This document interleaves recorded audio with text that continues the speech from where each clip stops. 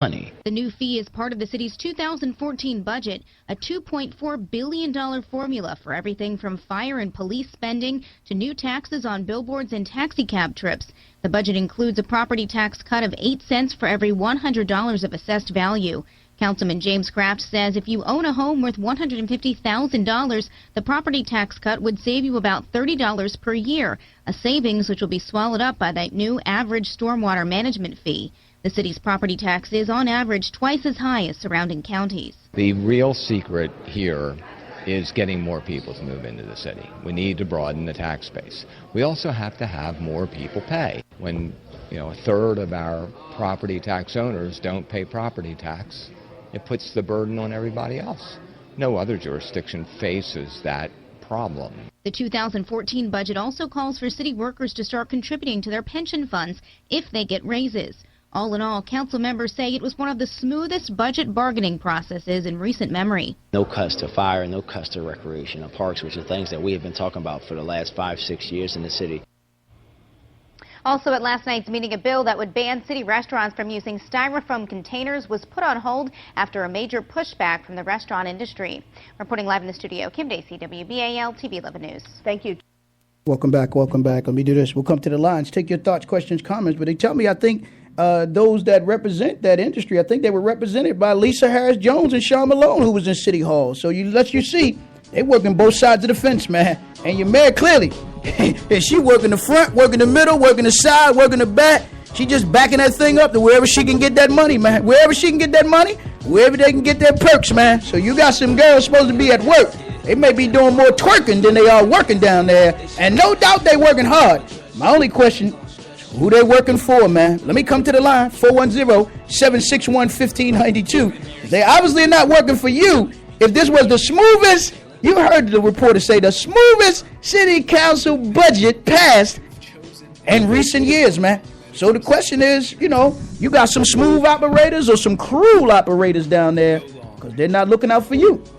They're not looking out for you as it relates to, again, what's going on in the city of Baltimore and the budget, and making sure that the budget will give you some relief and not more grief. But clearly we see more grief than we do relief right now, man. But let me come to the lines, 410-761-1592. But clearly, Steph, girl, you be killing them. Good afternoon, caller. You on the State of the City. I lost you or you lost me. Give me a call back, 410-761-1592. Good afternoon, caller. You on the State of the City. Assalamu alaikum, brother John Muhammad. Wa alaikum salam. So your thoughts and comments on this mess, man? First of all, brother, I want to say happy birthday to the delegate. Yes, sir. Thank you, brother. Wish her happy birthday. Thank you. I'm sure she's listening out there. If not, she'll get the message. Come on. Yes, sir. Hey, brother, this is what I want to say. As far as this pension thing, yes, I want to know, is the mayor and the city council, are they paying any of their pensions too? That's a good question, man. You would have thought that the union rep, Glenn Middleton, would have been down there to ask that question. Glenn Middleton and all his minions would have been front and center saying, wait a minute, if you're asking the city employees to do it, then shouldn't you and the members on the city council, unless she like modern Marie Antoinette, do as I say but not as I do, or like Leona Helmsley up there in New York City, the only thing she worrying about is them Jimmy Choo sandals while you living off mere crumbs and morsels right now, brother. Well, Glenn Middleton, he's like a MIA. He doesn't even count no more. Well, the brothers may have to officially do what a brother told me that he did. He sent a letter to the unions and said he wanted to withdraw from the union. So I think that, when you're talking about revolutionary and evolutionary times, you're going to have to do some revolutionary and evolutionary actions to get their attention to stop them in terms of what they're doing right now. I tried that, brother. They got a loophole. Well, they got a loophole. If you get out of it, you still got to pay a service fee. Yes, sir. It's like paying pension, Right. But this is what I want. Another thing I want to say real quick, brother. Yes, sir. How disrespectful in Baltimore City. On Father's Day, right, they hold that gay pride in Drew Hill Park. That's an insult. Yeah. And people just keep going for it. Yeah. Got to make them grow up, man. Not just her, but make them grow up as well and respect their fathers. Any other day to do it, man. You got 364 other days of the year that they could have it if they want to have it, right? Yes, sir. Right, but I noticed now with all that activity that was going on, all the drinking, the fighting, and urinating, most of the news media didn't report about that. Now, I seen women fighting. They were white women. They were fighting harder than the men. But most of the time, the news media don't report on that. You know what I mean? Yes, sir. Yes, sir. So that's done intentionally, brother. The worst city council and the mayor in the history, the worst. Probably one of the worst and weakest we got down there right now. All right. Yes, sir. Appreciate your call. Now, with that, we'll take more of your calls. 410-761-1592. Get in where you fit in where you get in, man. Talking about the budget 2014, but this is your money. Maybe you don't care. Maybe you want them to continue to use your money and then increase fees when all the mayor's job is to do is make sure services are running on time. Pick up your trash, keep your city streets clean, and she can't even do that. She can't even do that. She could have hired your children in your zip codes and say, just like they got a downtown partnership, we're going to have an uptown partnership. But they don't want your children working in the city. If all she can do is, again, ride in off the coattail of her predecessor and say, we kept the city worker summer jobs at 5,000. Come on, man. You need more. What's 5 weeks of young people working? 5,000. They should have been at 10,000 now, 15,000 now. But they're not concerned about your children and your children working. But they got all these other programs for other people that they can bring in the city and get jobs for them, man.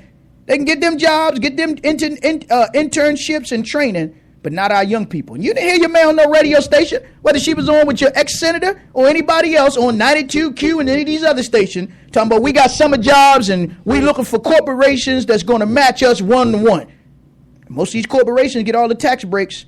And the only thing your child can do, while they catch a break, your children can catch a charge. They can catch a charge when they go down the harbor, but they can't catch a job application or catch a job. But I know you waiting for your councilman or your congressman to have a job fair. When everybody else in the city come here and get a fair job, they just tell you, farewell, you on your own, man. You on your own. When will you get tired and be not just sick and tired, but tired enough to say it's going to stop here, man? You occupy City Hall, occupy Annapolis, and occupy these suites, man. Occupy these suites and occupy your streets. So we tired of seeing these people come in our community don't look like us, earning money in our community. We can fix our streets. The same crew that you got, we can do the same work, man. And it's going to take that kind of movement. It's going to take that kind of movement. Otherwise, you're going to have a long, hot summer while your mayor and others are running around telling you crime is down. You had they saying on their numbers 100 murder with the killing of Jamal Diggs. But we know it's been over 100. And you know it's been over 100. You know you got more breaking and entering going on. You know you got more violence going. Hey, violence at an Orioles game. Man was in a semi-coma. But yet you ain't heard your man say a word about that. You ain't heard your man say nothing to them white Oreo fans, majority which go down there are peaceful. But you had some knuckleheads. She did the same thing when that young man Anthony Black got killed down at the Inner Harbor, coming from his job at the Cheesecake Factory. So violence is still going on. They got bodies still washing up in the Inner Harbor. They just say, don't report on that. We're at the height of tourism season. My God. We had a professor from Hopkins' body wash up in the harbor. Don't report on that. Let me come back to the lines. Shameful. Good afternoon, caller. You're on the State of the City. Well, Muhammad, I don't expect Jack Young, Larry Young, or I think Loretta, as you always say, I think Loretta Young would stand up for either one of them. Jack Young is afraid of John or Jane Miller. He's scared of her when he came to his house. Can you imagine if Jane Miller had approached you, how you would have put her in check? Absolutely. Right then and there? Absolutely. You would have put her in check. Yeah, we put her in. You would pull the covers back and pull it, and I bet you she wouldn't have came to Brother Muhammad no more. No, brother, we put her in check when we was down there demonstrating when the city stole Mr. Savoy horses, man, and Jane Miller was in front of the courthouse. She was doing a story on Sheila Dixon. We said, man, we ain't want no damn Sheila Dixon. We talking about them stealing this man horses and then charging him with cruelty to animal. Now ask her. It was her and David Collins. She had to cut that microphone and cut that camera off, man, and make us a promise if we would let her do her story, she'll come back and do a story on him, and they did. And so that's what you got to do. Sometimes you got to occupy the media, man. And that's what has to happen. And the Sun paper had the audacity the other day. Now, see, all those white homosexuals out there and lesbians, but on the front cover, they got the black lesbians. Yes, sir. Well, so the white they don't care nothing about black people all the time. Why don't they put them white lesbians on the cover? If they have to. If they have to. Why don't they put them on the cover? Yes, sir. And every time it's mayhem for black people. Or they got two black women on their kissing. Right. Well, the whole weekend, man, if you look at the Sun paper, they had the article about the women in the prison, which I'm going to come back and get into that. Because they keep trying to reduce this whole prison scandal to black women working in prisons. You understand? I haven't seen black women and white women who's supposed to be black women's sister in the struggle to say you're wrong, some people, for what you're doing. You haven't seen none of these white women stand up and say you're wrong, white media, for what y'all doing and trying to portray and betray black women, the most loyal voting population in this city. But they're trying to portray black women as the number one state of the enemy when it comes to the prisons and prison scandals right now, man. That was in Sunday's paper. That was in Sunday's paper. Then they come back with this one on Monday morning, right? You're absolutely right. Thanks, brother. All right, brother. Let me come back to the line. Take more of your calls, man. But I ain't seen none of these white women standing up for you sisters. You sisters that work hard to going out the prisons and out the institutions, COs, and just those that work in the prisons. Now, if they put white women on the front page, you better bet the National Council of National Organization of White Women would have a problem with that, man. You better bet that them women over there at the House of Ruth would have a problem with that. But they putting your sisters out there saying that your sisters are the corrupts and the ones that are the problem in that entire system, where there's more men in that system than there are women. So it's still the racism, the placism, the tracism, and the sexism. And I haven't seen nobody write an editorial in response to that, even call the Sun paper out for that. Let me come back to the line. Then come back the next day and put the lesbians on the front page. You know what I mean? Ain't put no black women on the front page for Mother's Day. Ain't put no black fathers on the front page on Father's Day. So the Sun paper haven't changed, man, from 2013 to 1913. They still the same. With that, let me come back to the line. Good afternoon, caller. You on the State of the City. Good afternoon. Yeah, that was a dog and pony show. This is the first year I've ever seen any budget process so it was dry. It was nothing happening. What the man say go, and that's that. That's all it was, man. Dog and pony or dog and phony show. Dog wagged the tail, or the wag the tail was wagging the dog. They telling me it ain't over. Believe it or not, Carl Stokes told me yesterday. Well, they voted for it. What do you mean it's not over? Huh? Well, go ahead. I'm sorry. You said it's not over. What's not over? After the meeting yesterday, Carl told me we need 3 more votes. If we can get 3 more votes by Monday, we can get this amendment to the retirement bill. Oh, that's to the retirement bill. Yes, sir. But I'm talking about, go ahead, I'm sorry. There's a 1.6 multiplier that we want to amend the bill to increase it to 1.8. Yes, sir. Them chumps voted that down. Right. We can get 3 of them to change their mind. We good to go. Yeah. But come on, 2%, man, is 2%. Right. 2% when you're taking 1% is only 1%. Yes, sir.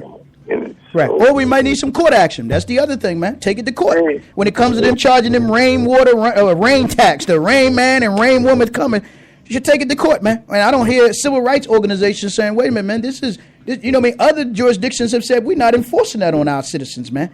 Yeah, that's just ridiculous. 15%. 15%. Right. Water bill? Right. Yeah, that's the water bill going up. That should be challenged. And then, of course, this so-called rain tax should be challenged as well.